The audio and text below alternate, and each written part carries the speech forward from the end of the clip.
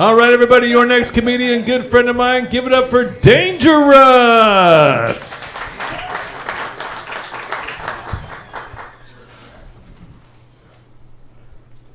Hello, Bremerton.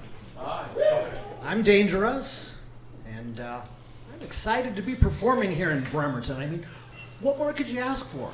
Well, I suppose you could ask to be an hour closer to civilization. You could ask for fewer free-range tweakers roaming around, zombies. But, it is what it is. When I'm on the road and I tell people I'm from Bremerton, I always have to explain where that is. They say, I think I've heard of that. Is that up by Everett? And I said, no, it's lower. And I go, oh, it must be by Seattle then. I said, no, it's lower. I said, well, like Tacoma? I said, no, it's like way, way, way, way down below the poverty level. Well, all the hopes and dreams and expectations. I think the motto of Bremerton is, Bremerton is beautiful in your rearview mirror.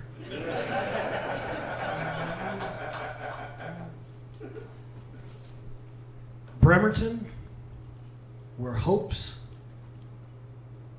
become restraining orders. And vacations become just long-term lockup. Actually, Bremerton's really progressive. They're a lot more progressive than they're given credit for. I mean, we were way ahead of that whole body positivity curve. People in Bremerton pretty much gave up on what they looked like back in the 80s. They didn't quit eating, though. Don't argue with me about that, because you guys earned a nationally recognized nickname of Bremolo for a reason. Southwest Airlines has just started offering oversized passengers. If they pay for one full-size seat, they get an additional overflow seat at no additional charge. And I don't know what you guys all feel about that. I kind of halfway expected to see a live reenactment of Fantasia with the hippos dancing in the street. I was a little disappointed, frankly, when that didn't happen. Personally, I'm all for it. I'm not a big guy myself. I mean, I have to carry rolls of quarters in my pocket just to activate the automatic doors at the supermarket. I'm kind of what you'd consider compact. But I pay full price for my seat. And I've been squished behind these oversized passengers before. And it's a lot like what you picture the Star Wars garbage scene, trash mashing scene is. Sitting there, there's stuff squishing at you from every direction, and it smells horrible. You say, well, how come you didn't just ask for a new seat assignment, Russ? I did. You know what they told me?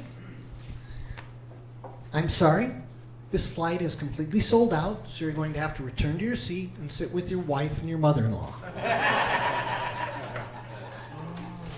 So, obviously, I'm divorced,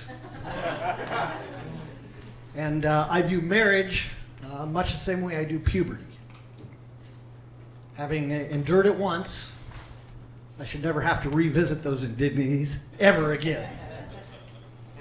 My friends say, hey, you should give marriage a second shot. It's taken me 3 times to get it right. I said, I don't think so. I don't think marriages should be viewed like a costume. I don't think you should just go into the fitting room with an armload of garments in there and start trying stuff on, throwing everything out to the go-back rack until you find something that makes you look like you have a nice ass. So marriage isn't for me. It's not for me. But I do have a girlfriend. And, yeah.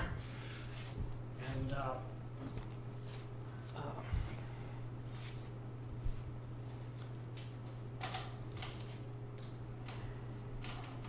I did promise that I wasn't discuss any of our personal failures up here on stage, unless, of course, I thought I could get a laugh out of it. So I'm going to go ahead and spill all the tea here. So we're exploring a little bit, and I figured out that, actually, I found out I like to have sex in strange places with my girlfriend. Does anybody else like to have sex in weird places with my girlfriend? Come on, not right now, guys. It's really distracting during the show here. So. Actually, she is a little bit of a freak, though. She's into the rough stuff. She's into the S&M and bondage stuff, and I'm really not into that. But I can't say much because my hands are tied. So. I do have a really good friend. She's what I call a militant vegan. She stands up, very staunch in her vegan ways, and even throughout the entire term of her pregnancy, she insisted on eating nothing but vegan food. And I know this is controversial. We argued about it quite a bit. She said, there's studies that say a child can get all the nutrients they need from a strictly vegan diet. And I said, well, I pointed out there's other studies that show that same child is much more likely to be born with severe brain damage. So what if that old axiom proves true, that you are what you eat? Who the hell wants to be a vegetable? I said, all right, but it's your body, it's your baby, you do you. She said, that's right. I said, but how can you do this to me? She looked at me and says, you? What am I doing to you? I said, well, hear me out. Let's say, worst case scenario, your baby is born and he is completely brain dead, zero activity.